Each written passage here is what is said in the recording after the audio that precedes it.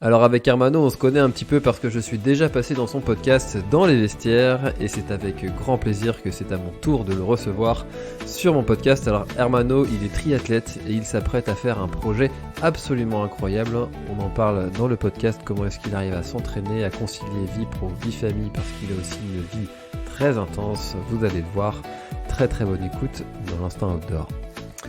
Bon, alors aujourd'hui je suis avec Hermano et alors je dois vous avouer quelque chose, avec Hermano, c'est pas le premier enregistrement qu'on fait parce que j'ai fait une erreur de débutant, j'avais pas branché le bon micro sur l'ordinateur et du coup il y avait un son qui était de très mauvaise qualité et puis pour votre confort auditif, messieurs dames, eh bien Hermano a accepté qu'on refasse un enregistrement. Donc déjà merci beaucoup Hermano d'avoir accepté de prendre le temps de refaire un enregistrement.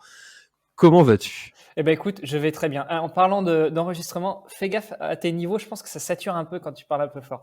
Ce serait dommage de la refaire une troisième fois.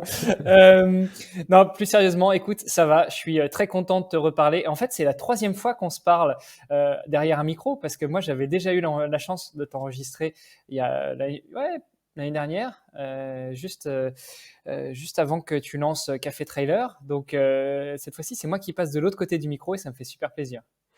Ouais, effectivement, c'est vrai que j'étais passé dans ton podcast, Dans les vestiaires et c'était la première fois pour moi que je faisais cet exercice d'être, l'interviewé et c'était un exercice, particulier et c'est pour ça que maintenant je comprends mes invités quand, ils sont, du côté de l'autre côté du micro par rapport à moi.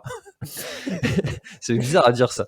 C'était un peu bizarre comme phrase, l'autre côté du micro par rapport à moi. Ouais, Bon ça commence bien cet enregistrement, tiens. allez, c'est la fête. On est parti là. Bon, alors écoute, Hermano, est-ce que tu pourrais te présenter, s'il te plaît, pour ceux qui ne te connaissent pas? Oui, tout à fait. Je peux me présenter. Donc, je suis Hermano Di Micheli, de nom de famille. Jeune quarantenaire, pour ainsi dire, puisque je m'en vais sur ma 42e année. Papa de 4 enfants. Alors, on a vu large avec mon épouse. Vu qu'on aimait ça, on a remis le couvert, mais à des fréquences assez espacées, puisque le grand a 23 ans. Ensuite, on a une fille de 19 ans. On a un deuxième garçon de 13 ans et le tout petit dernier, le petit Choubilou, il a 16 mois. Et donc, voilà, on a une palette assez large avec nos enfants. Niveau sportif, j'ai commencé avec le judo, qui était plus du judo garderie quand j'avais une dizaine d'années. Ça me plaisait pas super comme sport, mais en fait, comme mon père en avait fait beaucoup quand il était jeune, tu sais, l'image du père, tout ça, c'est ça en fait qui me motivait à aller au judo. Puis en fait, j'ai jamais vraiment pris beaucoup de plaisir. Et un jour, par le plus grand des hasards, avec un copain, on était à la piscine et à l'époque, ça n'existait pas encore Internet. On a vu une affichette sur un mur qui faisait la promotion du triathlon de Romans en Normandie. Et on ne savait pas du tout ce que c'était. On a regardé et puis on s'est dit tiens, on va essayer. Et en fait, c'est comme ça que je suis tombé dans le. J'ai mis un pied dans le triathlon et que j'y suis resté. Et ça fait donc depuis 1996 que je pratique le triple effort avec une petite pause ces dernières années pour me concentrer plutôt sur 2 disciplines plus que sur les 3. Alors c'est vrai que le triathlon, c'est un sport qui prend, énormément de temps. C'est pour ça que d'ailleurs que j'ai arrêté quand, j'ai eu mon 1er garçon. Hem, Comment tu fais toi pour t'organiser avec, 4 enfants? Alors même si j'entends, hein, que les 2 premiers sont maintenant grands et n'ont plus forcément besoin que tu les gardes à la maison.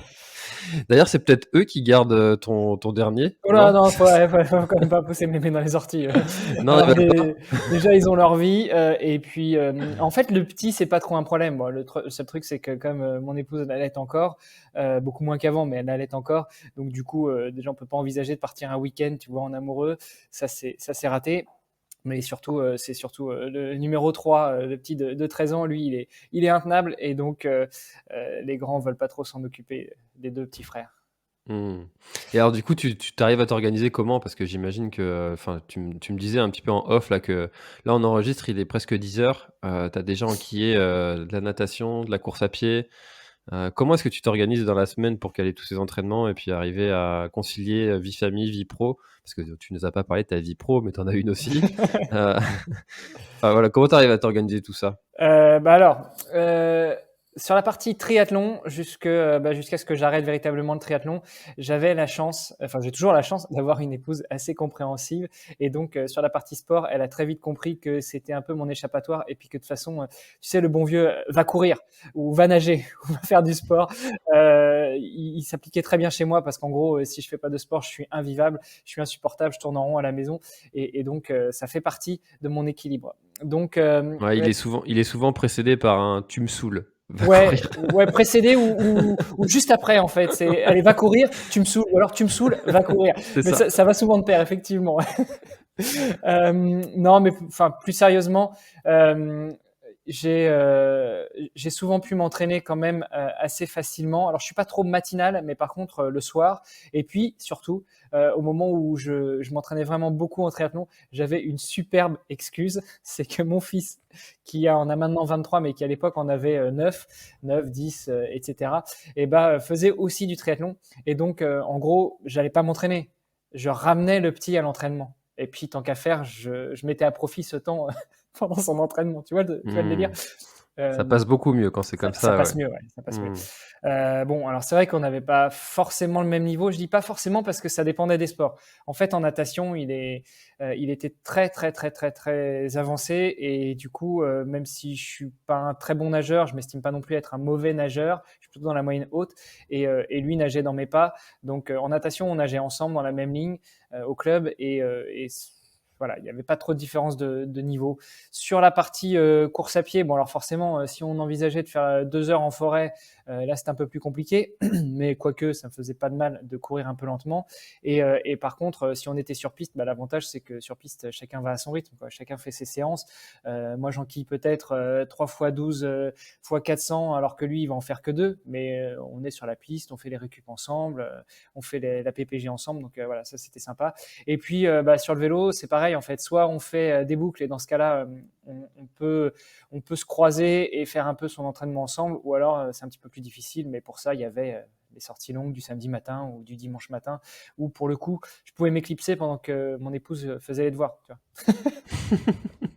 Bah, Voilà, c'est ça, en fait, c'est de réussir à trouver un accord, de s'entendre sur une organisation, un planning, et c'est souvent ce qui fait défaut, la communication, c'est de convenir ensemble d'un planning d'entraînement, et puis une fois que c'est convenu, que c'est accepté par tout le monde, ça passe toujours beaucoup plus facilement. c'est ça. Bon alors après, il faut dire aussi que début des années 2010, j'ai eu quelques soucis de santé, donc je suis resté assez longtemps en arrêt maladie, et du coup, bah, tant que c'était possible, j'ai pu mettre ce temps à profit pour m'entraîner. Je dis tant que c'était possible parce qu'il y a un moment où il était plus possible de sortir. Enfin, les problèmes de santé dont je parle, c'était des problèmes de vue. Donc en vélo, ça devenait trop dangereux. En course à pied, ça allait encore. En natation, en dehors du fait que j'avais tendance à me taper le mur, bah, il fallait compter les mouvements de bras. Voilà, c'est aussi simple que ça. Donc ça m'a aussi permis d'augmenter sérieusement la charge d'entraînement. Ça m'a pas permis d'aller jusqu'à l'objectif que je m'étais fixé, qui était l'Ironman et éventuellement une qualification pour les championnats du monde d'Hawaï, parce que bah, on en parlait la dernière fois. J'ai été voir un médecin qui a fait des examens et le problème c'est qu'il a mis des petites gouttes pour dilater mes pupilles qui normalement s'estompent au bout de 2-3 heures. Moi, mes pupilles, elles sont restées bloquées, dilatées pendant 3 semaines. Et il était inenvisageable en plein mois de juillet d'aller faire du vélo ou d'aller courir avec le soleil, euh, certes luxembourgeois, mais quand même du soleil d'été. Donc ça devenait vraiment très très difficile. Et du coup, j'ai pas pu m'aligner sur mon premier Ironman. Mais voilà. Donc j'ai pu augmenter aussi ce niveau d'entraînement dans la journée en fait. Vu que mon épouse était au travail, les enfants étaient à l'école, bah, moi je mettais le temps qui m'était imparti à profit dans la journée. Ça m'a permis d'augmenter sérieusement le niveau d'entraînement. C'est vrai que ça doit être assez stressant. On en parlait déjà la dernière fois, de voir sa vue qui est diminuée. Alors j'avais reçu Clément Gasse, qui est malvoyant et qui s'est servi justement du sport pour. Il dit clairement, hein, que le sport lui a sauvé la vie, que ça fait vraiment partie de sa vie maintenant. Il arrive à faire des trails de 50 kilomètres, et pourtant il est aveugle réellement. Toi, comment est-ce que tu as vécu cette période où tu as vu abaisser très rapidement, je crois, en 3 mois, tu es passé de, si mes souvenirs sont bons, de 70-80% à 30% de C'est ça. vue. Ouais. C'est ça. Dis, t'as un bon souvenir? On a enregistré il y a pas longtemps, le dernier enregistre. Ouais, c'est mes restes de mon bac S, tu vois, j'ai une Ça mémoire de va. chiffres. Et donc, comment tu as vécu cette période? Alors, disons que ça a été rapide, mais ça n'a pas été aussi rapide, aussi violent que, je prends souvent l'exemple, tu as un accident, par exemple de voiture et puis, tu te fais amputer d'un membre. Ça, c'est violent, c'est immédiat et il faut apprendre à vivre et avec ça et souvent, il y a tous les problèmes qui vont, de pair avec, notamment les douleurs fantômes et cetera, le syndrome du membre fantôme et cetera. Moi, comment dire? Ma vue a baissé en l'espace de 3-4 mois. Comme tu disais, elle est passée de 80% avec des lunettes à 30% avec des lunettes qu'on n'arrivait même plus à adapter au bout d'un moment. Euh, donc en fait, j'ai senti que quelque chose n'allait pas, mais j'ai quand même eu le temps un petit peu de m'adapter au fur et à mesure. Je ne sais pas si c'est très clair ce que je te dis. Par contre, c'est plus pour mon entourage et notamment mon épouse et les enfants que c'était plus compliqué parce qu'ils voyaient bien que j'étais plus en mesure de conduire, j'étais plus en mesure de regarder correctement la télé, j'étais plus en mesure de lire, forcément j'étais plus en mesure de travailler parce que tu l'as dit tout à l'heure, j'ai aussi une vie pro et notamment à ce moment-là, j'étais banquier, je contrôlais beaucoup de chiffres et confondre un 6, un 8, un 0, c'est pas top. Ne pas voir la virgule, c'est encore moins bien. Donc, c'est un peu plus difficile de travailler.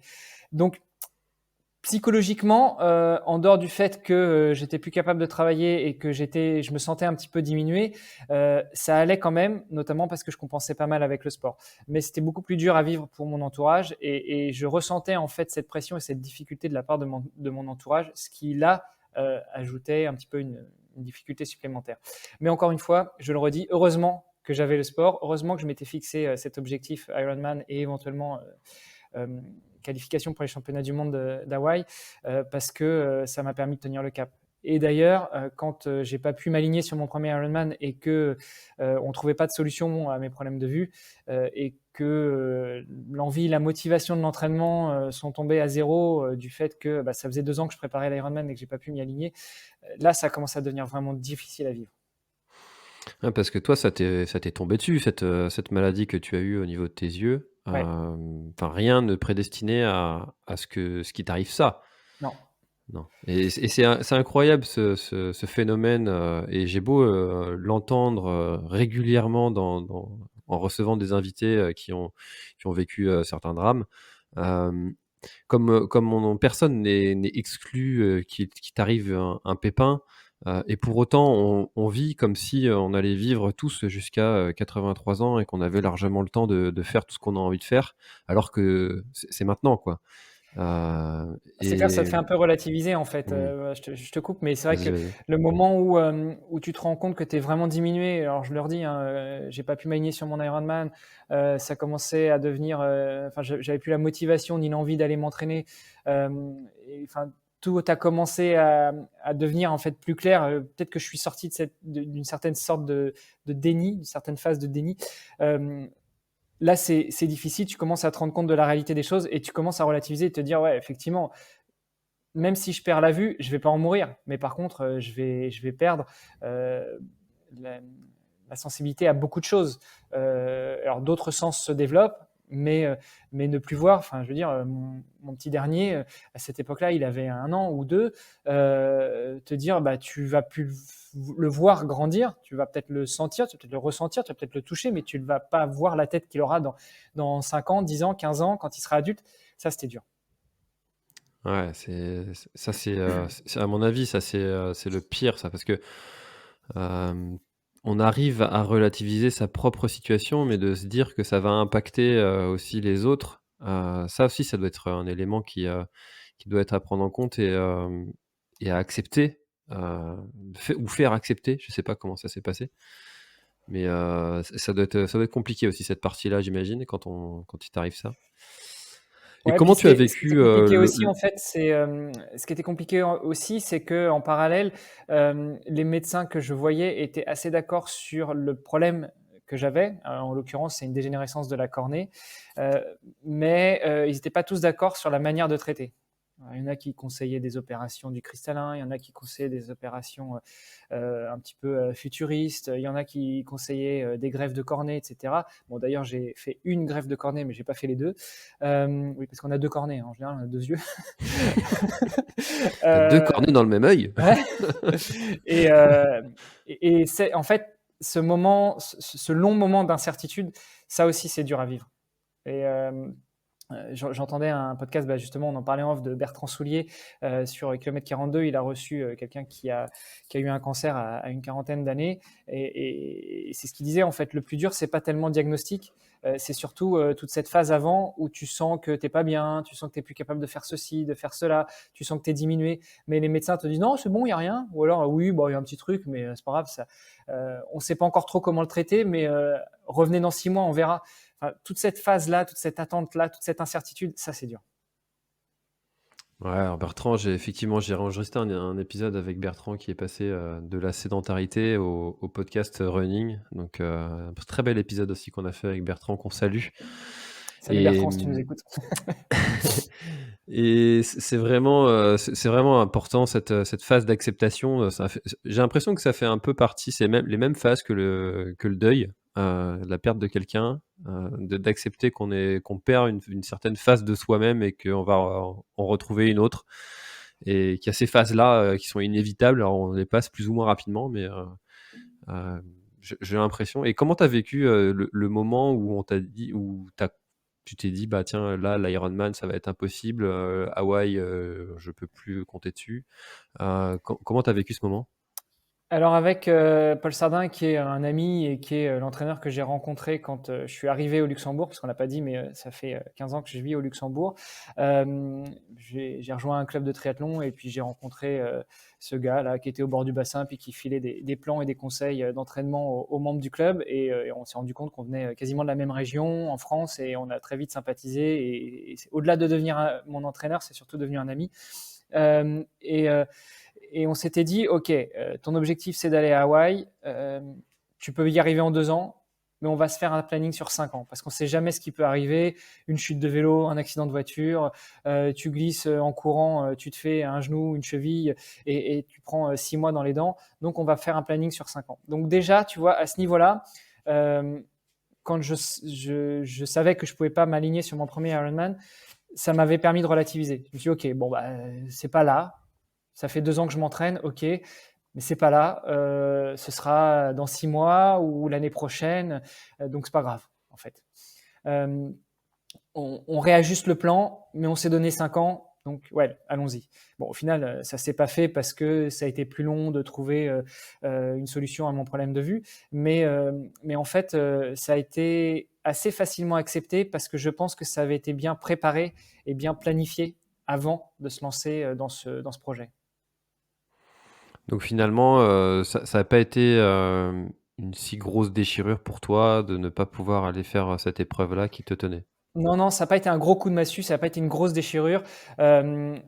Alors bien sûr, c'est difficile à vivre, je le dis, hein. Après, j'ai eu du mal à me remettre à l'entraînement, la motivation, l'envie n'était pas là. Puis après, il y a eu d'autres soucis d'ordre familiaux qui nous sont tombés dessus. Mais en fait, c'était cette incapacité à s'aligner sur le premier Ironman et peut-être aller chercher une qualif. C'était la première phase d'acceptation de ce projet qui aurait pu se faire sur 2 à 5 ans, qui finalement s'est pas fait. Mais en fait, les autres problèmes qui sont intervenus après dans notre famille, et notamment le petit dernier qui était malade, qui avait beaucoup d'allergies et qu'on trouvait pas et qu'on savait pas. Et encore une fois, on est retombé dans un cercle vicieux avec les médecins qui te disent, tu vas tous les jours à l'hôpital, les médecins te disent, ah ben non, c'est rien, c'est juste une bronchiolite. Bon, une bronchiolite en plein mois d'août, alors que ça fait 3 semaines qu'il fait beau. Moi, j'y crois pas trop.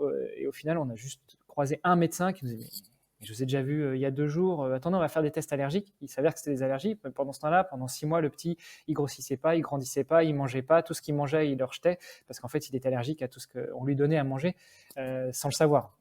Et tout ça, en fait, c'était la deuxième phase en fait d'acceptation de l'abandon de ce projet.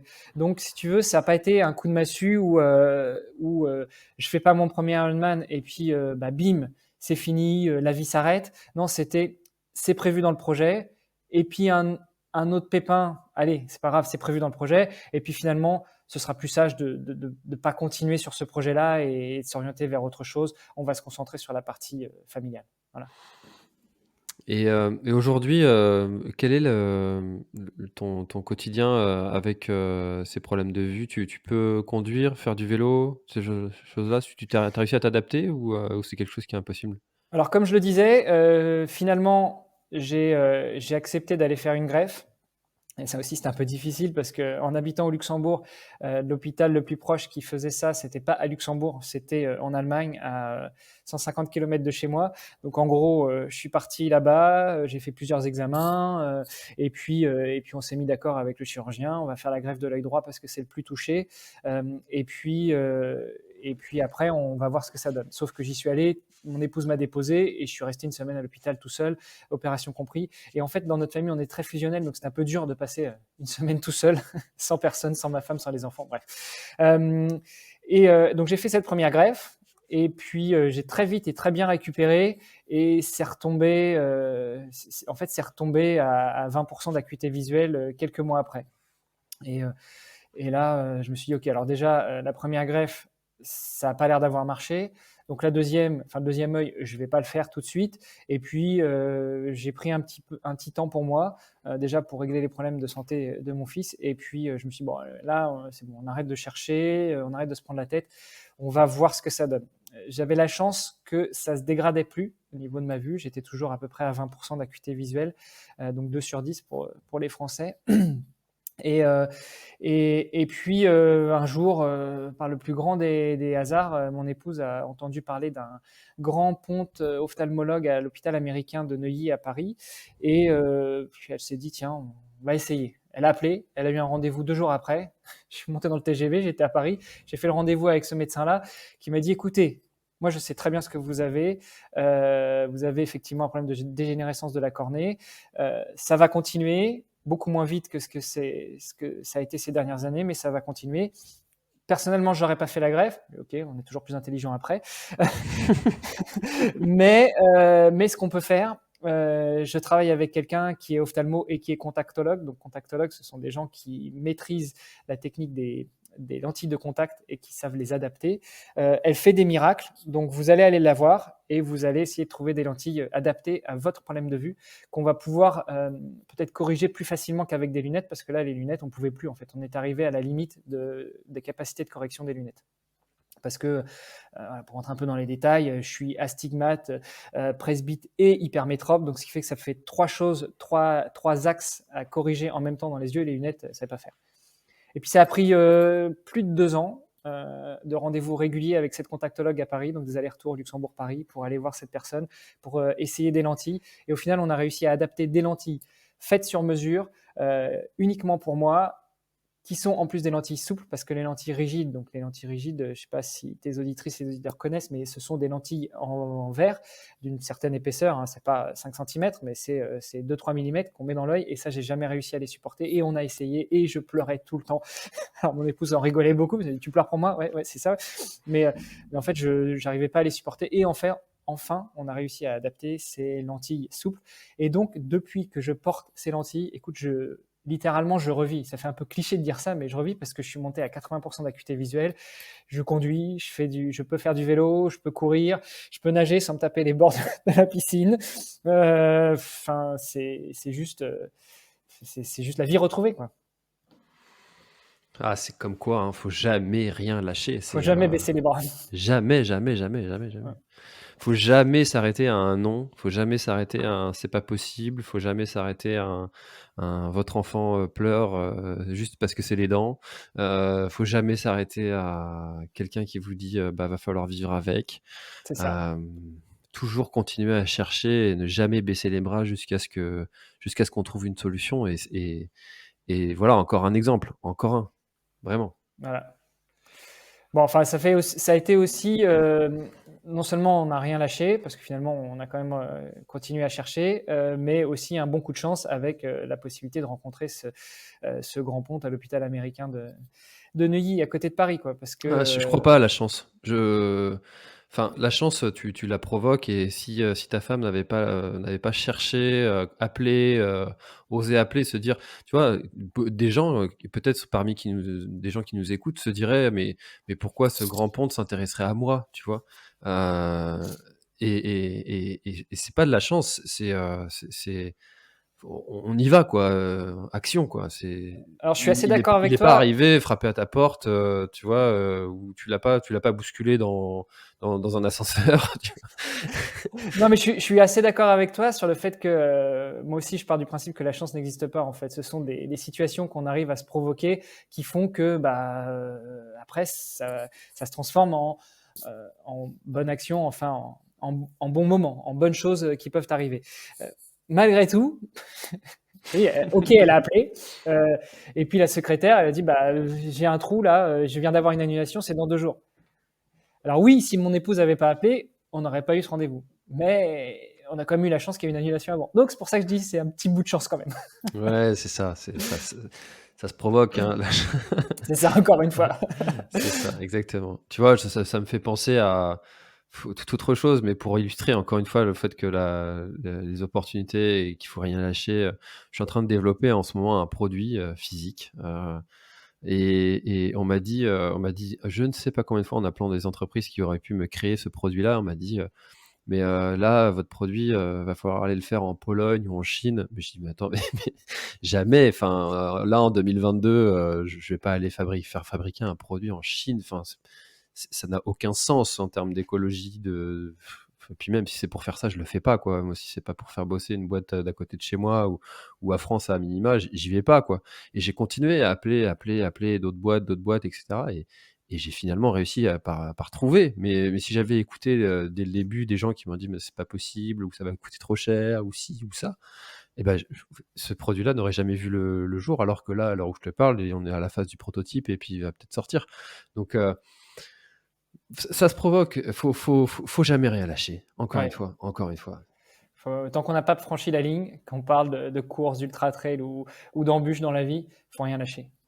Mais c'est ça, et c'est ça que nous apporte aussi le sport. C'est que j'imagine que toi, dans ton épreuve, de problèmes de santé, le sport, comme tu l'as dit, hein, il y avait cet objectif qui était là, ça t'a tenu, et ça donne aussi une mentalité, une façon de penser, de se dire: «Bah, là, j'ai mal, mais j'ai mal parce que», tu vois, dans le sport, c'est ça, hein, quand tu as mal, c'est que tu as bien travaillé. No pain, no gain. Je suis pas forcément un gros défenseur de cette Moi expression, non mais c'est vrai que, plus. mais c'est vrai que, allez, t'es quand même content de te dire, on en parlait en off, voilà, ça fait mal, mais c'est bon signe, ça veut quand même dire que ça bosse, quoi. C'est ça, là, tu vois, là, en ce moment, là, à l'heure où on se parle, j'ai mal aux abdos parce que j'ai fait du gainage hier soir, mais je suis content d'avoir cette petite douleur là, tu sais? Tu connais cette petite douleur aux abdos Ouais, là du lendemain? tout à fait, ouais. Alors que j'ai fait 5 minutes de gainage, ça veut juste dire que j'en fais pas assez souvent, tu vois? C'est ça aussi, c'est aussi un peu la claque que tu prends, ça te ramène à la réalité. C'est que si au bout de 5 minutes de gainage, tu commences à avoir mal partout, c'est que mince, va falloir l'inclure dans ta routine quotidienne parce que c'est pas normal qu'après 5 minutes, t'aies mal partout. Imagine l'ultra trailer qui va faire un 10 bornes et puis qui dit oh putain, j'ai mal aux ischios, j'ai mal aux adducteurs. Bah non, c'est pas normal. C'est exactement ça, c'est exactement ça. Non, mais le sport apporte aussi cette, force, mentale de se dire, «J'ai un problème, mais on va trouver une solution, ça va revenir», et c'est totalement bénéfique. Toi, tu dirais que le triathlon et ton caractère de sportif, parce que ça fait partie de soi, en fait, quand on est sportif, t'a aidé à surmonter, cette épreuve? Ouais, ouais, clairement, ça m'a aidé à surmonter cette épreuve. Aussi parce que bah, c'est un petit peu l'état d'esprit que j'essaye d'inculquer, d'enseigner à mes enfants, c'est que faut jamais rien lâcher, quoi. Et je te disais tout à l'heure que je sentais la pression au niveau de mon entourage, comme quoi bah, ils voyaient bien que j'allais moins bien au niveau physique, mais pas forcément au niveau mental. Et donc j'essayais de leur montrer que bah ouais, ça va moins bien, ouais, je peux plus conduire.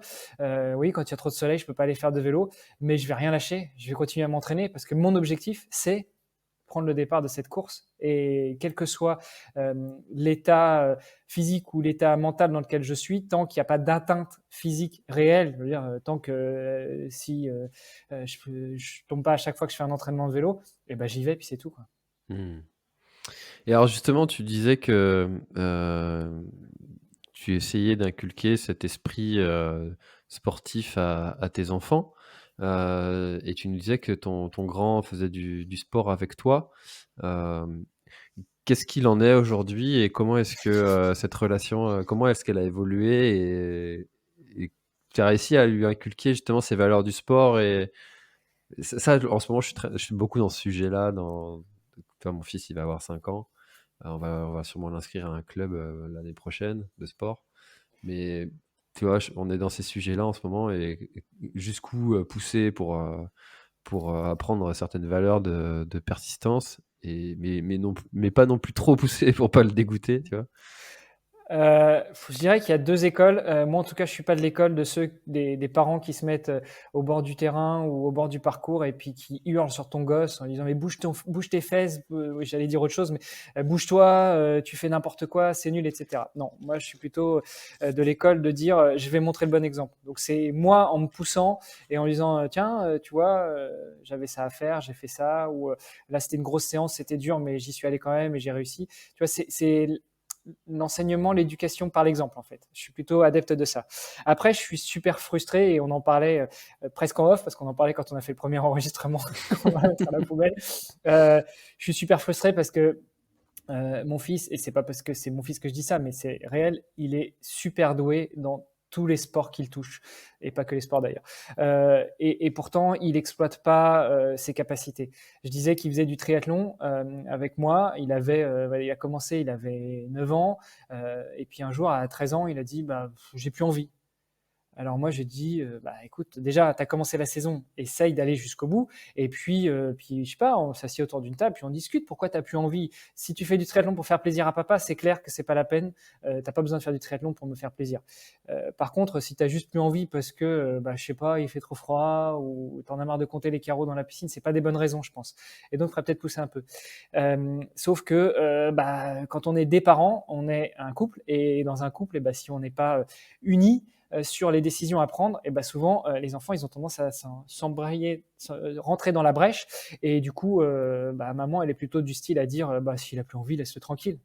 Et du coup il a laissé tomber avec l'aval de maman, et depuis il a jamais vraiment repris le sport. Et puis il y a une autre chose aussi, c'est qu'il n'a pas l'esprit de compétition en fait. Il était vraiment très bon dans les phases d'entraînement. Par contre, en compétition, il passait son temps à regarder autour de lui, à regarder le paysage. Ce qui fait que même s'il n'a pas l'esprit de compétition, il y a peut-être ça aussi qui l'a peut-être un petit peu embêté, dérangé, c'est qu'en fin de compte, il ne voyait pas les bienfaits de l'entraînement, parce qu'en compétition, il aurait pu écraser la concurrence, et en fait, il finissait au pied du podium parce que ça ne l'amusait pas plus que ça, la compète, quoi. Ouais, ça aussi, on en parlait effectivement. On va dire ça souvent en fait, qu'on en parlait. Tu vois, les auditeurs ils vont dire mais putain, mais filez-nous le premier enregistrement. C'est ça. Plutôt que de dire on en parlait, on en parlait, on en parlait. Du coup, c'est vrai que cet esprit de compétition, et on disait qu'il y avait et je l'ai redit dans d'autres enregistrements depuis en plus, donc c'est intéressant. Il y a un esprit, un état d'esprit de l'inné. Forcément, tu l'as pas. C'est comme des capacités physiques. Je pense que tu vois, il y a certains traits psychologiques qu'on a ou qu'on n'a pas. Je crois beaucoup à l'éducation, mais je crois qu'il y a aussi certaines choses qui sont de l'ordre de l'inné. Euh, Tu vois, pourquoi est-ce que certains enfants sont totalement différents alors qu'ils sont issus de la même famille? Je pense qu'il y a vraiment quelque chose du son de l'ordre de l'inné et que faut pas non plus mettre tout le temps tout sur le dos des parents. Et Non, après, je pense que je fais juste une parenthèse, mais je pense aussi que ça dépend de la génération des enfants.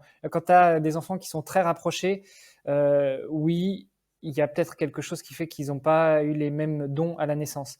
Par contre, quand ils sont assez éloignés, je pense que l'éducation des enfants, oui, enfin l'éducation transmise par les parents, implicitement, elle peut être différente. Moi, je le vois, hein, j'ai un grand de 23 ans et j'ai un petit de 16 mois. Bah, sans le vouloir, en fait, on leur transmet pas forcément la même éducation. Déjà parce que on a appris de nos erreurs, et puis bah, parce que t'es pas le même parent à 42 ans et à 18 ans. totalement, totalement. Et puis je pense que tu peux même réduire cette échelle à 5 ans. Enfin, en 5 ans, on évolue, on change. C'est intéressant ça. C'est vrai que c'est vrai que ça dépend vraiment de tellement de facteurs, quoi. Mmh. Et aujourd'hui, il le regrette pas, ton grand? Non, il le regrette pas parce que maintenant il vit sa vie, il s'est trouvé un petit boulot alimentaire et puis surtout il se consacre, tout son temps libre à une chose qu'il aime encore plus par-dessus tout, c'est la musique. Il compose, il fait le DJ. C'est d'ailleurs, je l'ai pas dit en intro, mais moi je fais des podcasts depuis 2014 et c'est systématiquement lui qui me fait mes petits jingles de podcast. Donc non, il le vit pas trop mal. Il a, la chance d'avoir un métabolisme plutôt bien fait et un physique, de dieu grec. Donc, avec ou sans sport, il est toujours aussi beau, musclé, fit, etc. Avec des muscles saillants, je sais pas comment il fait. Et puis à côté de ça, bah, il fait sa musique, il compose et il s'éclate et c'est l'essentiel. Trop bien, trop bien. Et ben, qu'il continue dans cette voie, à s'éclater, c'est tout ce qu'on peut lui souhaiter. Alors justement, tu m'offres une transition parfaite. Toi, le podcast, comment Yes. est-ce que c'est arrivé dans ta vie et raconte-nous un peu l'histoire du podcast et d'Hermano. Bah, tu sais, le même gars dont je te parlais tout à l'heure qui, à 16 ans, on a regardé une affiche et puis on s'est dit: «On s'inscrit, à un triathlon à Rouen» et bah, il a monté une boîte il y a quelques années et pour faire la promo de sa boîte, il a été parler, dans un podcast qui s'appelle Niptech et il m'a dit, «Tiens, tu connais le podcast, tu connais Niptech, on va passer, on va faire de la promo, c'est super sympa, ça se trouve là, tu peux écouter». Et je connaissais le mot podcast, mais j'avais encore jamais vraiment mis le pied dedans. Peut-être aussi, parce que j'avais peur de tomber dedans et d'aimer ça. Et puis, bah, il m'a fait mettre un pied, à l'étrier parce que j'ai été écouter le podcast. J'ai trouvé ça génial. J'ai écouté, je pense tout l'historique du podcast de Niptech et puis, je me suis dit: «Mais en fait, j'ai cherché des trucs sur le sport et il y a rien sur le sport». En tout cas, dans le podcast français et donc j'ai contacté les mecs de Niptech un peu au culot. Je leur ai dit: «Tiens, vous parlez, de tech, vous parlez de Quantify Yourself, vous parlez, un petit peu de sujets, d'actualité. Moi, j'aurais un projet à vous proposer, mais je me sens pas forcément de le faire tout seul. J'aimerais bien faire un podcast sur le sport et la tech, est-ce que ça vous dirait de m'inclure dans votre famille de podcasts?» Et c'est comme ça qu'on a lancé Nipsport, le podcast des sportifs connectés. Avec, j'avais pris 3 hashtags, c'était sport, quantified self et valeur, relativement valeur sportive. Et voilà, on a fait avancer ça à 2 d'abord, et puis après à 3. On a voulu faire évoluer un peu le projet vers quelque chose de plus global que simplement le podcast. Ça s'appelait Place au sport. On voulait aussi inclure de l'écrit, de la vidéo, enfin proposer en fait une plateforme média autour du sport en français. Et puis le projet a juste explosé en vol parce que mes 2 compères il y en a un qui a eu un enfant, l'autre qui a changé de boulot, qui a déménagé et on trouvait plus le temps de faire ça parce qu'on était vraiment en mode loisir. C'était pas un média qu'on avait imaginé comme rémunérateur.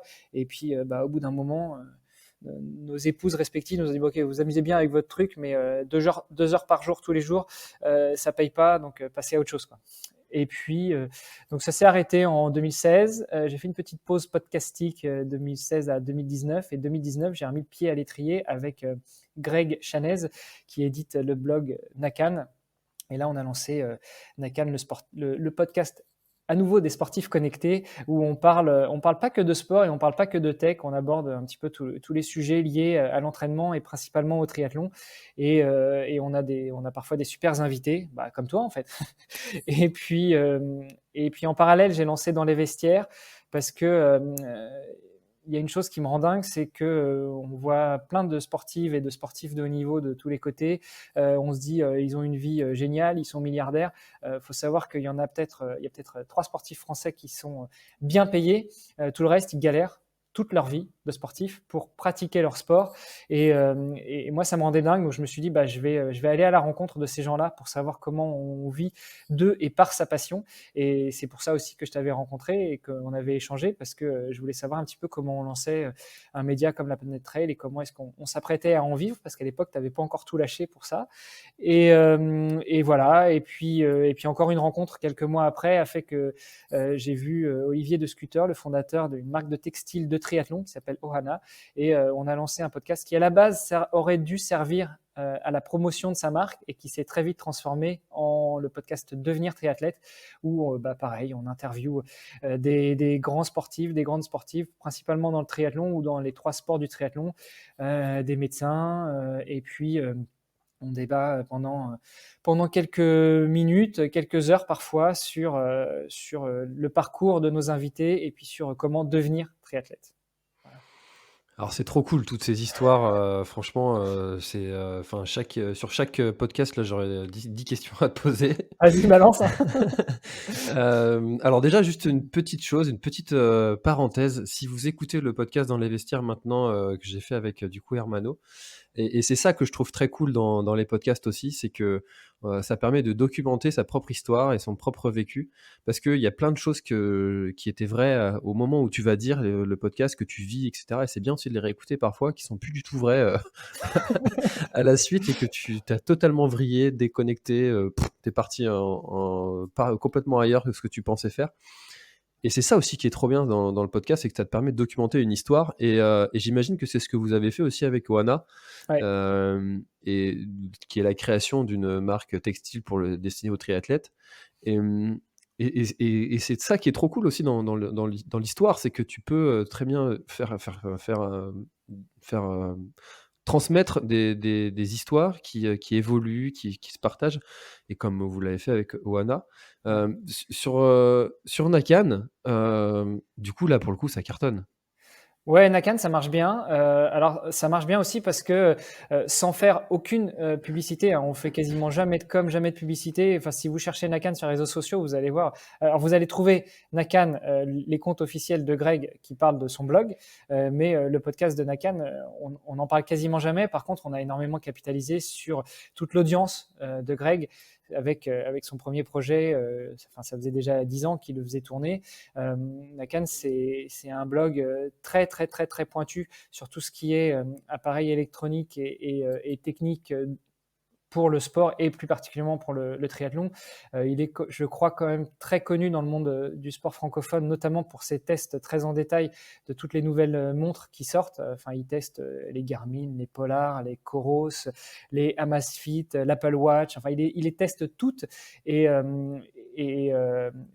ouais, c'est une référence quand on parle de tests produits dans le triathlon. Voilà.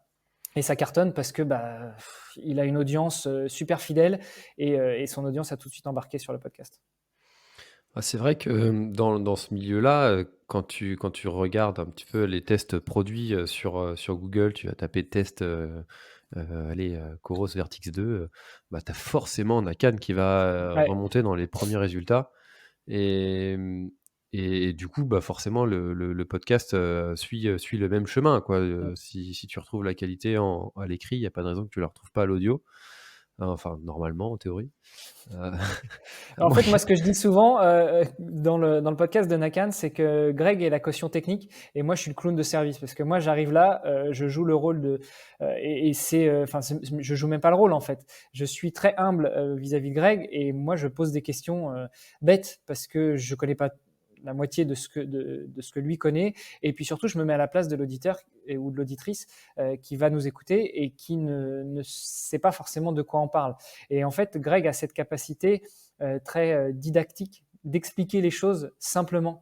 Alors, j'irai pas jusqu'à dire c'est de la vulgarisation. Je pense que c'est vraiment une capacité didactique. C'est-à-dire que d'un terme super technique, il va te l'expliquer avec des mots compréhensibles et compréhensifs, mais sans tomber justement dans les travers de la vulgarisation à tout prix. Ouais, c'est ce qu'on appelle la pédagogie, C'est ça, ouais. savoir inculquer des choses aux gens, et je fais un peu la même chose avec Jérôme Maire du coup de Montre Cardio GPS. Et des fois, quand je lui pose mes questions et qui me répond, et je me trouve bête de me dire: «Purée, tu savais pas ça?» Tu vois? Je sais pas, par exemple, je prends l'exemple des GPS, enfin, tu sais comment ça fonctionne un GPS? Ouais. Enfin, d'ailleurs, GPS, enfin bref, on va pas rentrer dans Non, mais les après, tu vois, c'est détails. des questions cons. Tu te dis effectivement, t'es Ouais. bête de pas savoir ça, mais sauf que c'est les questions que tout le monde se pose. Ouais, c'est ça. Enfin, tout le monde se pose, que tout le monde s'est peut-être posé à un moment. Surtout que maintenant, du GPS, t'en as partout. T'en as les montres, t'en as dans les téléphones, t'en as dans la voiture. Si on parlait de GPS il y a 15 ans, ok, peut-être que tout le monde se posait pas la question. Mais maintenant, tout le monde est tellement confronté à cette technologie qu'au bout d'un moment, quelqu'un va se poser la question. Et puis, à la limite, si tu te poses pas la question, je pense que ton enfant va te la poser. Donc, autant avoir la réponse. C'est ça. D'ailleurs, GPS qu'on ne devrait pas appeler GPS. Alors, si vous voulez savoir pourquoi, je vous invite à écouter l'épisode avec Jérôme Maire qu'on a fait sur le sujet. Hashtag promo. Hashtag autopromo, mais oui, mais tu vois, j'ai appris ça dans. Non, mais tu rigoles, mais c'est ce que je le fais ultra volontairement en plus de parler des autres épisodes dans les épisodes.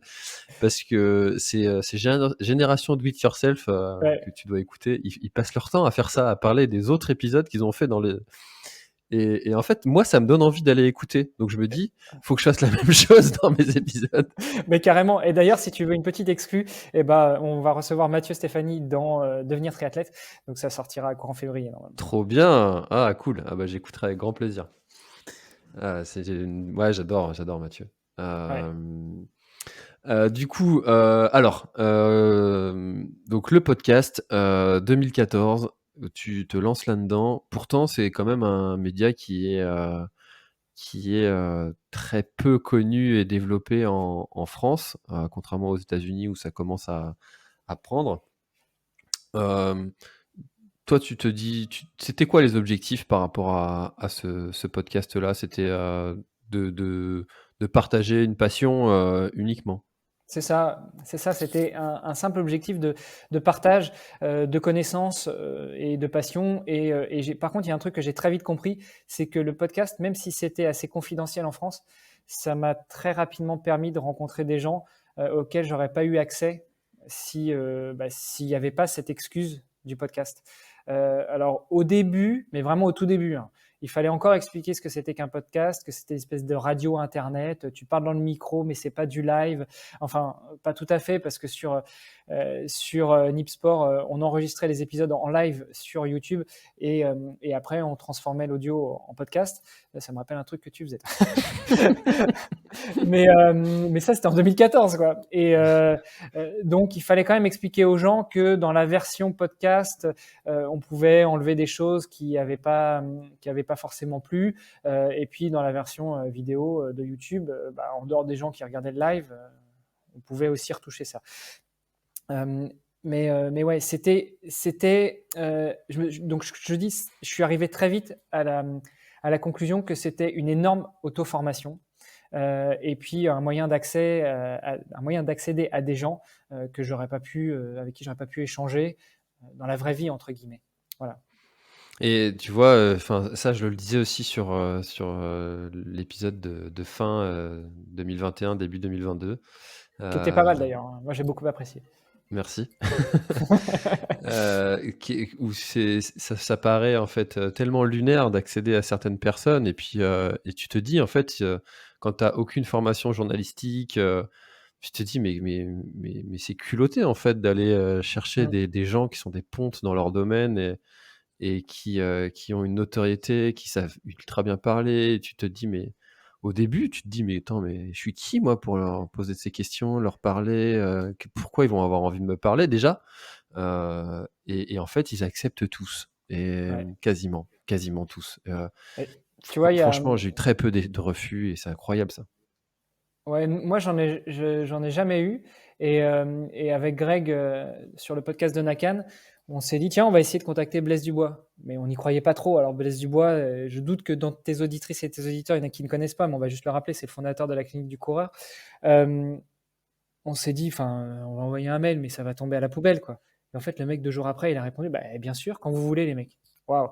Tu te dis, mais des gens qui te répondent comme ça, c'est top, quoi. C'est inespéré. Et avec toutes les demandes d'invités qu'on a envoyées sur les différents podcasts que je produis ou que j'ai produits, ça s'est toujours passé comme ça. Et je trouve que c'est un média auquel je crois énormément. Alors, pour moi, ça a toujours été un loisir, ça a toujours été un petit plus, ça n'a jamais été un moyen d'aller chercher de l'argent.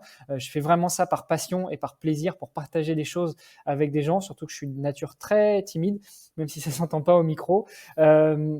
Et c'est un moyen tu vois, de m'exprimer, d'échanger, de partager. Et ça, je suis sûr que le podcast, dans les 5-10 prochaines années, ça va être un média qui va plus qu'exploser, parce que je pense que le commun des mortels en a un peu marre de tout ce qu'on peut nous rabâcher à la radio ou à la télé, plus toutes les coupures pub. Et l'avantage du podcast, c'est qu'en général, t'as pas de pub, ou alors c'est de la pub assez bien intégrée dans le podcast. Ouais, et puis c'est de la pub qui est ultra ciblée et qui va vraiment correspondre aux croyances du podcasteur. Parce que, enfin, tu vois, imagine si je faisais de la pub, je sais pas, pour Charal, ça aurait pas Là, t'imagines, ça aurait pas de sens. Alors que sur une émission de radio, tu vas pouvoir entendre. Bon, du coup, indirectement, je viens de leur faire de la pub, mais. C'est ça. Ouais, d'ailleurs, je voulais dire sur l'instant outdoor, le petit pré-roll de Acast, de temps en temps, la pub pour NJ, j'ai pas compris, mais fine. Mais c'est ça, C'est la régie d'Acast qui gère ça. ouais, c'est ça. C'est la régie d'Acast. Et franchement, le jour où je peux m'en séparer de ce truc-là, clairement, ce sera sans hésiter. Bon, bref. Et ouais, ça, c'est un essai. Je suis passé chez Acast depuis un mois et demi.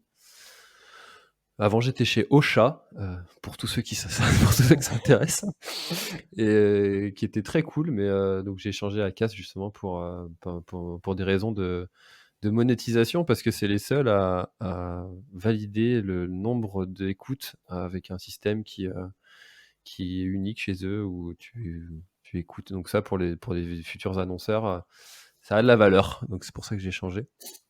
Bref. Ça, c'est de la tambouille interne de C'est la tambouille podcasteurs. interne.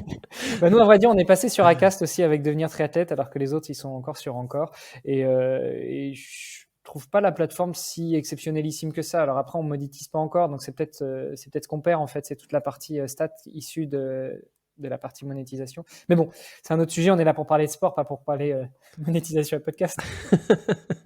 Mais je sais pas, je sais même pas si ça intéresse, tu vois, ça, les gens, de savoir un peu les coulisses qu'il y a derrière la création d'un podcast. Ouais. Bon, des fois, je fais des épisodes solo et puis j'en parle un petit peu. Mais non, faudrait dire, tiens, d'ailleurs, dites-nous si ça vous intéresse.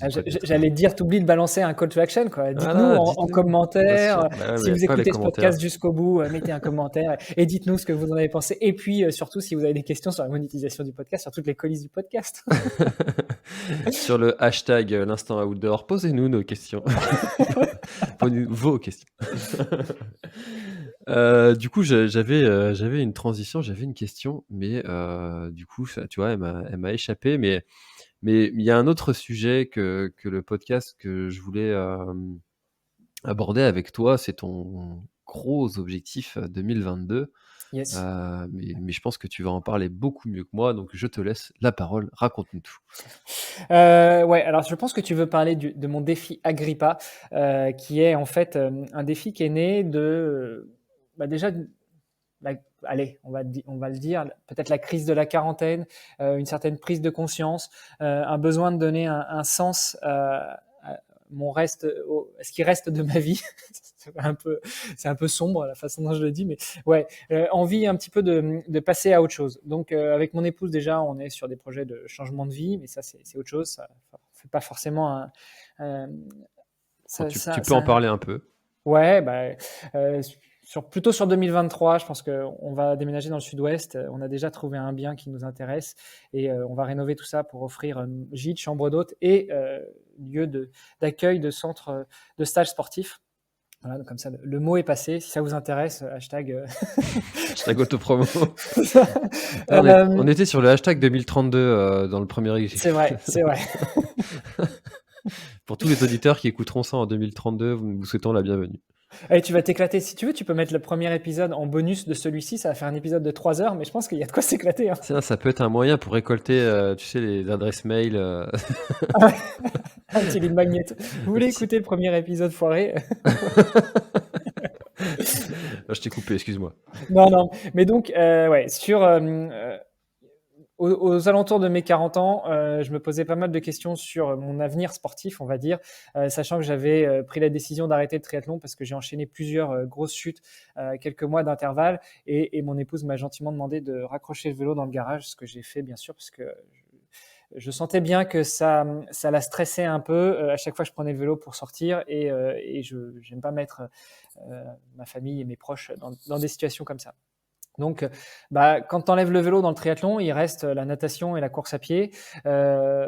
Puis en fait, j'avais envie de faire quelque chose d'autre, en fait, quelque chose qui n'avait pas forcément déjà été fait.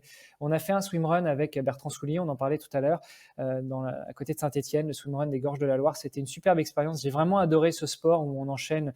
Alors pour ceux qui connaissent pas, on commence par une partie course à pied, après on se jette dans l'eau, et puis on repart courir, et puis on nage, etc. Mais en fait, ce ne sont pas des disciplines qu'on va enchaîner avec des transitions comme sur le triathlon où on va arriver dans un parc de transition et puis on va poser ses affaires, etc.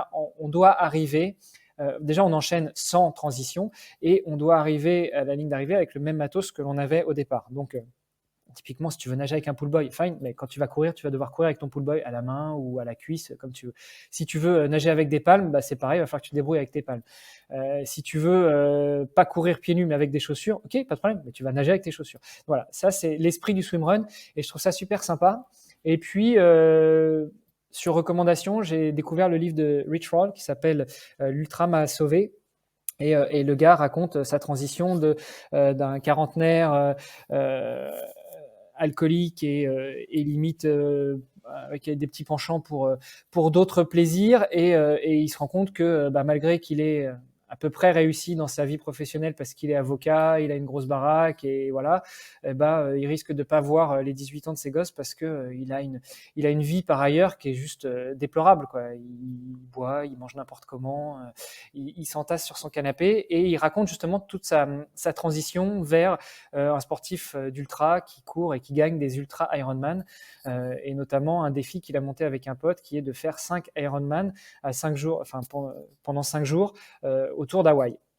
Et ça m'a donné l'idée de me créer mon propre défi.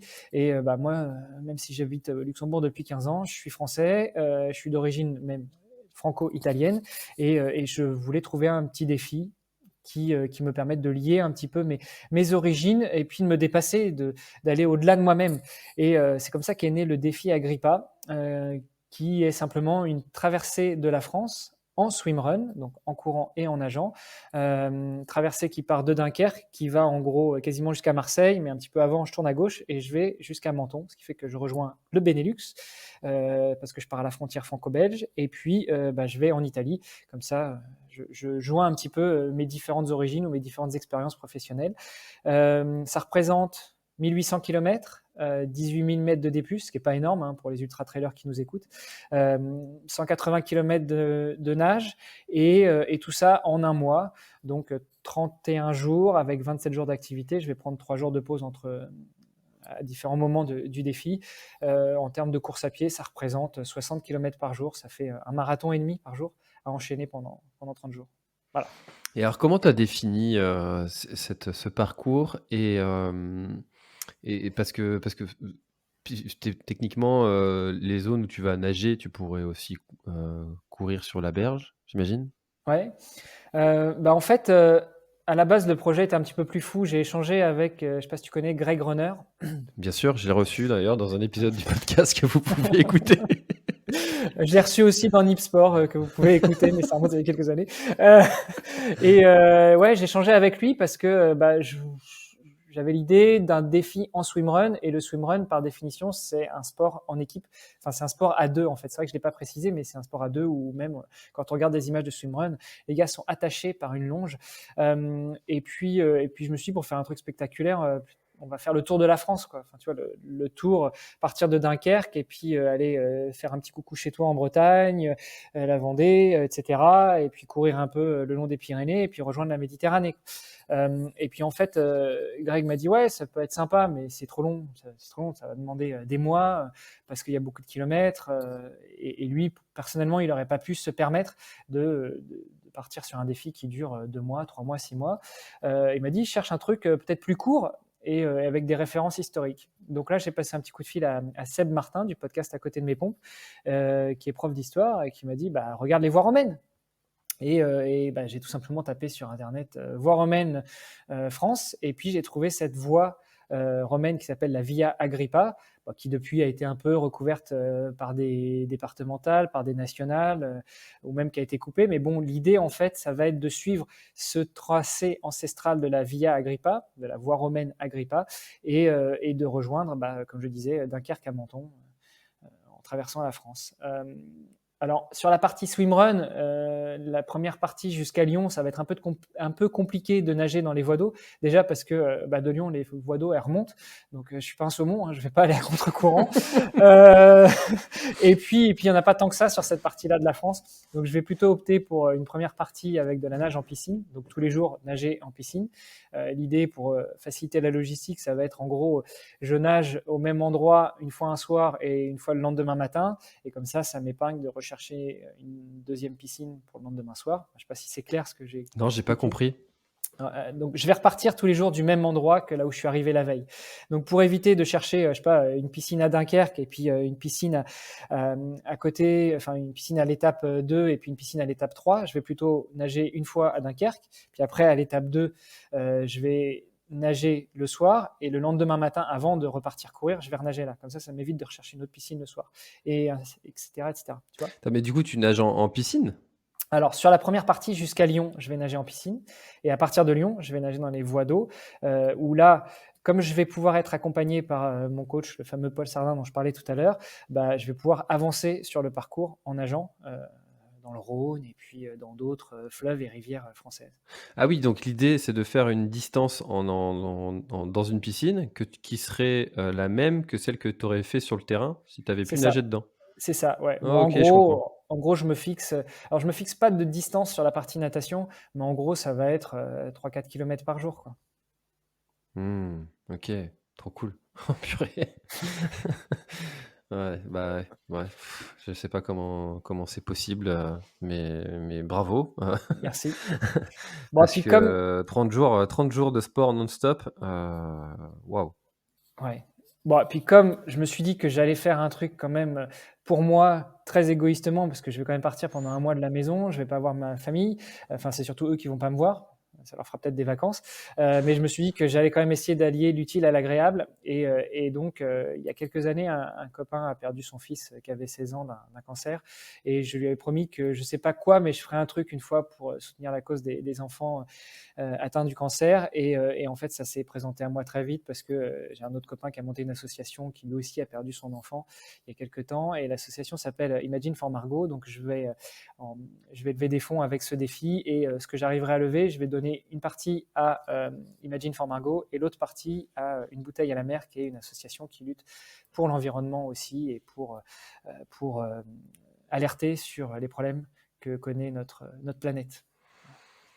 Ouais, c'est toujours ultra intéressant de lier un défi physique à une association parce que ça t'enlève en fait de l'équation et tu fais plus ça pour toi en fait, ça te dépasse et je trouve que ça te porte, ça te pousse. Enfin, les quelques fois où j'ai eu l'occasion de le faire, je trouve que ça a une telle force.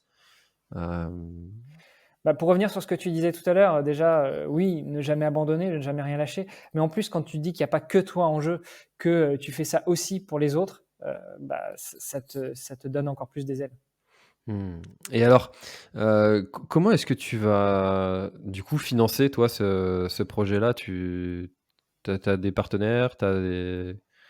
Alors là, c'est la partie la moins drôle. Je suis super à la ramasse pour tout ça.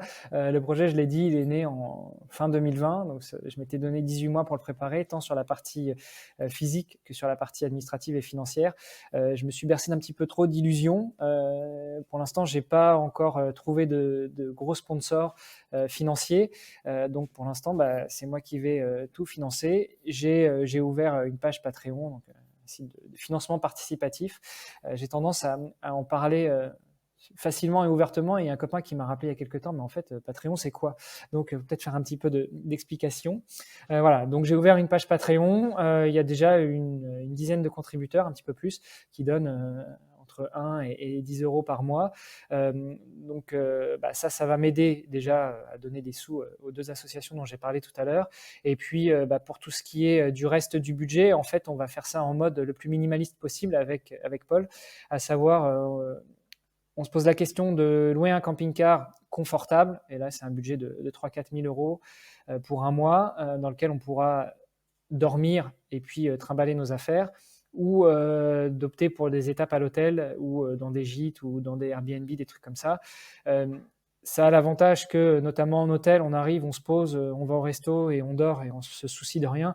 Ça a le désavantage que pendant le défi, on n'a pas de toit sur la tête. Alors moi, de toute façon, je vais courir, donc qu'il pleuve, qu'il neige, qu'il vente, au mois de mai, ça m'étonnerait, qu'il neige, mais bon, on ne sait jamais. Mais c'est surtout pour l'accompagnateur, en fait. Paul, il pourrait suivre en vélo, mais au bout d'un moment, il aura peut-être besoin de se reposer, de poser les affaires. Et puis, si on a 3 jours de pluie incessante, les fringues sont trempées, ce ne sera pas vivable pour moi, mais surtout pour l'accompagnateur. Donc l'option du camping-car est quand même pas si mal. Même si ce qui me dérange avec l'option camping-car, c'est l'impact environnemental, parce que traverser la France en camping-car, ça consomme quand même de l'énergie. Dans tous les cas, il va falloir trouver une solution. Voilà, on travaille dessus. Est-ce que tu as regardé le réseau des bikepackers? Non, j'ai pas regardé ça. C'est un très gros réseau de gens qui voyagent justement à vélo et qui proposent de recevoir en fait d'autres bikepackers. Alors, c'est pas vraiment ton cas parce que tu es en nage et en course, il manque le vélo. Mais pour autant, je pense que si tu parles du projet à certaines personnes, ils seraient très contentes de te recevoir, un petit peu comme a fait Stéphane Brognard dans son projet. Où il a été hébergé chez l'habitant durant toute l'épreuve. Écoute, c'est une bonne idée. Alors après, je mettrai un bémol là-dessus, c'est que, et j'y ai déjà pensé en fait, tu vois, d'animer une communauté et puis de demander à cette communauté de bien vouloir m'héberger pour autant qu'il soit sur le parcours. Le seul souci, c'est que déjà, c'est mon premier défi. Stéphane Brognard, c'était pas son premier défi.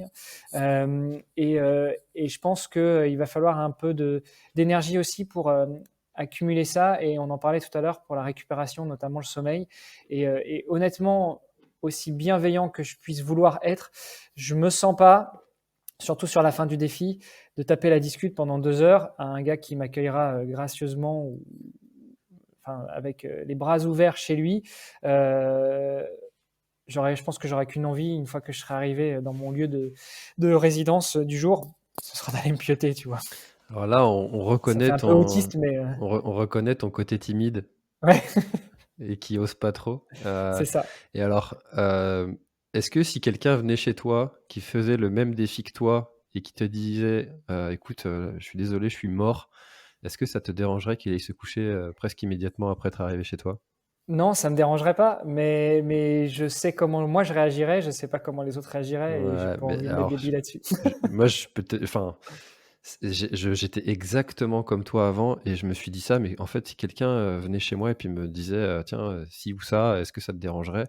Et la réponse est souvent non. Et en fait, la majorité des gens sont comme ça. Je pense que ça les dérangerait pas en fait, et ils comprendraient totalement en étant sportifs en plus. Bon, je vais aller regarder le réseau des Ouais, bikepackers, ça va. allez. Allez. Non, mais D'ailleurs, si toi aussi tu es bikepacker et que tu écoutes cet épisode, n'hésite pas. hashtag bikepacker. Ouais, il va y en avoir des hashtags Ah aujourd'hui. là là là là. C'est infernal ces hashtags. Hermano, où est-ce qu'on peut suivre cette aventure? Le plus simple, c'est sur Insta. Mon pseudo, c'est Ironmanolux. Vous l'aurez compris, hein, Ironman, le triathlon. Mon pseudo, c'est Mano. Donc, mon surnom, c'est Mano, donc Iron Mano. Et puis Lux, parce que ça fait 15 ans que je suis au Luxembourg. Donc, et puis, c'était un pseudo qui n'était pas pris. Donc, voilà. Ironmanolux sur Instagram. C'est là où vous pourrez plus facilement suivre mes aventures et puis me contacter en DM. Trop bien. Et ben, si jamais vous êtes sur cette voie Agrippa, n'hésitez pas à proposer votre hébergement à Hermano. Peut-être que ça pourra bien l'aider. Voilà. C'est ça. Et Euh, ça fera s'estomper mon syndrome de l'imposteur et ma timidité si c'est vous qui venez à moi. c'est vrai que c'est toujours plus facile quand c'est dans ce sens. Est-ce que tu aurais quelque chose à ajouter pour clôturer notre échange? Parce que ça fait On est déjà ensemble depuis une bonne heure, 1h08 Ouais. exactement. Allez, on a parlé pas mal d'autopromo tout à l'heure.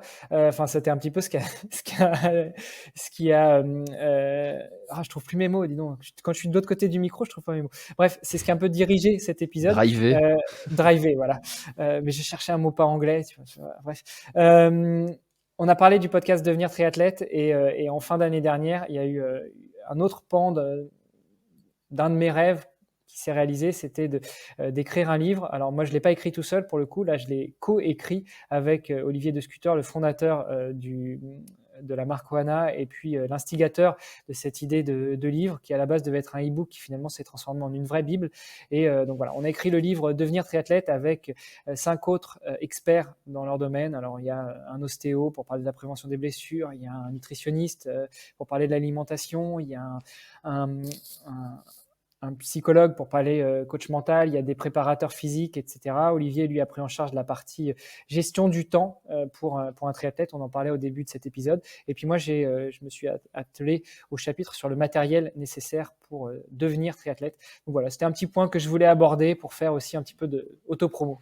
Ah, tu fais bien parce que encore une fois, on en avait parlé On en a parlé la dernière fois. dans le premier épisode voilà. Bref, Qui sera en on bonus va une pas fois que vous remuer, aurez laissé votre email. on va pas remuer encore une fois le couteau dans ma plaie.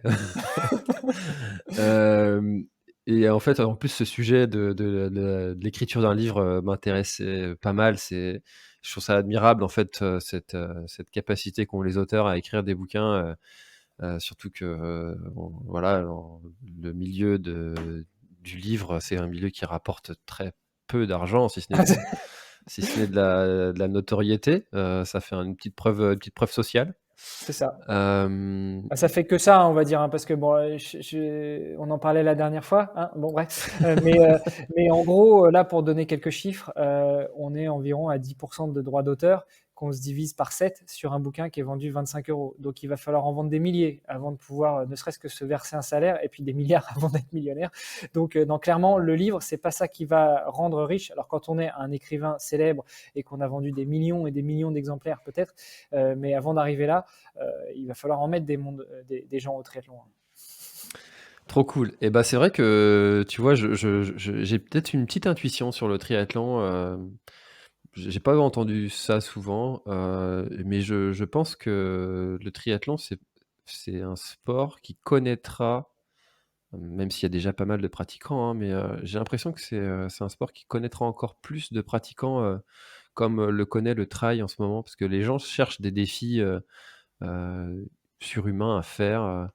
Et le trail, l'ultra trail connaît ça. Et j'ai l'impression qu'après, une fois que les gens auront fait beaucoup d'ultra, ils iront vers d'autres sports comme les Ironman, les choses comme ça. Et peut-être avec des défis, je sais pas, différents que le format Ironman, mais encore plus long. Ou, je sais pas. Je pense que les fédérations de triathlon, que ce soit la fédération internationale ou les fédérations nationales ou même le label Ironman, je ne vais pas l'appeler une fédération, font des choses vraiment pas mal, effectivement, pour inciter les gens à découvrir et à pratiquer le triathlon.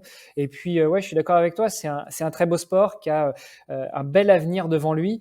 Je parlerai pas forcément de l'état d'esprit du triathlon qui a pas mal évolué depuis que moi je l'ai connu à la fin des années 90. Mais par contre, sur l'aspect purement physique, le triathlon a cet avantage de faire du travail croisé. Alors on en parle de plus en plus de ce fameux travail croisé, mais même si c'est assez chronophage de s'entraîner bien et avec du gros volume en triathlon, c'est beaucoup moins monotone que de s'entraîner que en course à pied ou que en natation ou que en vélo ou que en aviron ou enfin dans n'importe quel sport qui soit mono discipline et puis ça évite énormément de blessures. Enfin je veux dire même quand on fait une sortie longue en vélo de 200 bornes et qu'on enchaîne ou pas tout de suite mais quelques minutes ou quelques heures après sur un 20 ou un 30 bornes en course à pied, on a beaucoup moins de risques de se blesser que si on va se faire une sortie en prépa d'un ultra trail de 40 bornes un dimanche matin pendant 6 heures. Ouais, enfin, l'entraînement croisé, moi j'y suis passé, hein, et puis tu vois, quand tu as un petit bobo quelque part, bah allez hop, tu vas faire l'autre activité où du coup tu n'as aucune douleur. Ouais. Non, non, c'est ultra bénéfique. Donc ouais, petite intuition sur le triathlon. Eh bah écoute, Hermano, devenir triathlète, est-ce que je peux t'appeler monsieur le co-auteur? Bien sûr, Ah, c'est un grande honneur. grande classe. Bah, toi aussi, tu as écrit quelques e-books qui sont assez bien faits. Ah, j'en ai écrit un surtout, qui est ouais et sur, comment choisir ses chaussures de trail. Effectivement, ouais, j'ai écrit ça pendant le confinement, ça a été mon œuvre du confinement. Écoute, il faut bien que le confinement ait des bons côtés. Exactement, exactement. Eh ben écoute, merci beaucoup, encore une fois d'avoir repris le temps d'enregistrer ce nouvel épisode qui est encore en plus qui est vachement mieux que le premier, donc vous ratez rien, Bah, merci à toi pour l'invitation. C'est un double honneur parce que du coup, j'ai eu l'impression d'être invité 2 fois chez toi, François. Bah, j'espère qu'on aura l'occasion de se croiser. Alors, le défi Agrippa va pas passer par la Bretagne, mais bon, j'espère que le défi Agrippa, ce sera qu'un début vers une série d'autres défis et on aura bien l'occasion de se croiser sur les routes. Et bah, avec, grand plaisir, vraiment. Super. Merci Armano, à bientôt. Merci François, ciao. Cet épisode est maintenant terminé, merci de l'avoir écouté jusqu'au bout et si vous êtes encore là, c'est sûrement qu'il vous a plu, alors n'hésitez pas à le faire savoir autour de vous, c'est la meilleure façon de faire connaître le podcast L'Instinct Outdoor. Parlez-en, partagez les épisodes, merci beaucoup pour votre fidélité et à très bientôt dans un prochain épisode.